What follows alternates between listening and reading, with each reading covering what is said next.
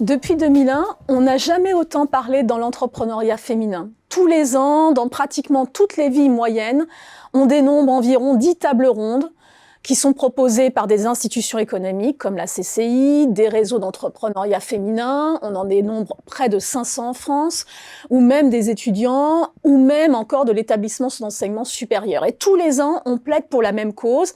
Les femmes doivent oser entreprendre, réussir en entrepreneuriat, c'est bien, et en particulier pour les femmes. Et pourtant, si l'on en croit les chiffres, on constate une réalité bien différente du plaidoyer. En 2001, lorsqu'on commence vraiment en France à s'intéresser à l'entrepreneuriat féminin, environ 25% des entreprises de toute taille sont dirigées par des femmes. En 2019, Infogreffe estime que 27,2% des entreprises sont dirigées par des dirigeantes. Et ce chiffre inclut l'auto-entrepreneuriat.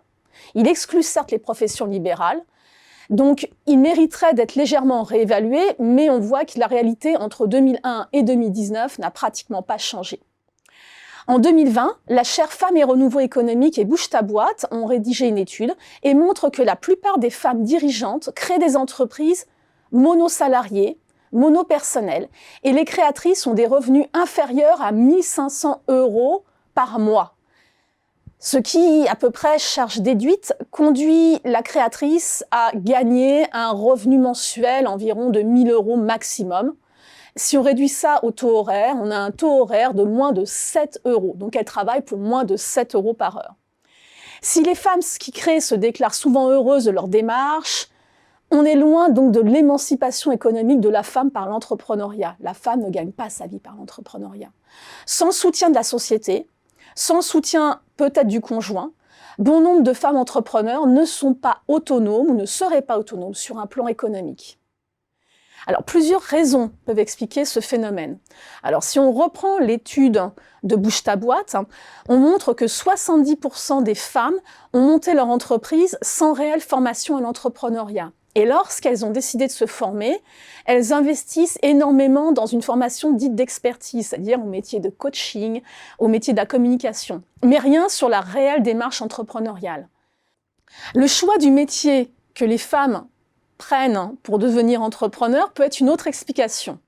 Elles s'orientent surtout sur l'activité du soin, du care, à la personne, à l'entreprise, il faut que ça fasse sens pour la société.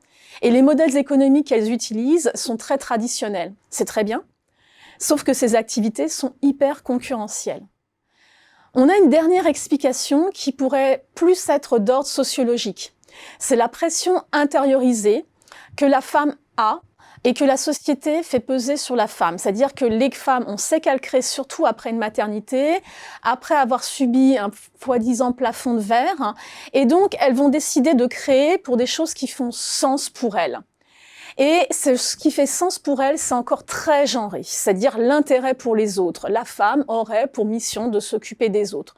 Alors si on couple ça à la tendance selon laquelle c'est bien de créer son propre emploi, d'être indépendant d'une entreprise, de pas trop créer d'emplois, évidemment, on se retrouve dans quelque chose qui est, en fait, la société est encore profondément genrée.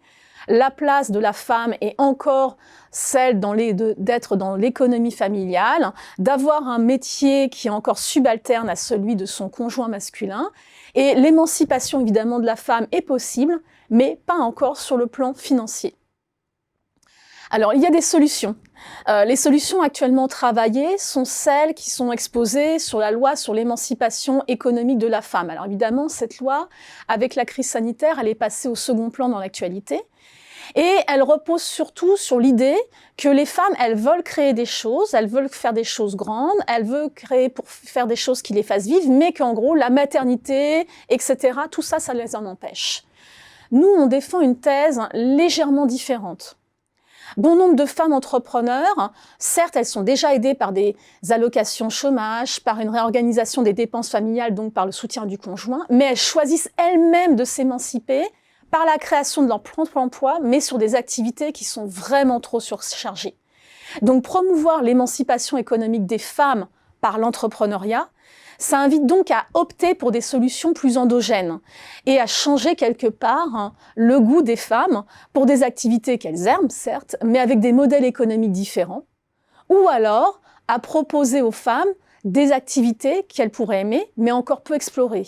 On pense aux métiers de la transition énergétique, de l'intelligence artificielle, de la santé, oui, mais connectée, tous ces secteurs qui impliquent de la création d'emplois.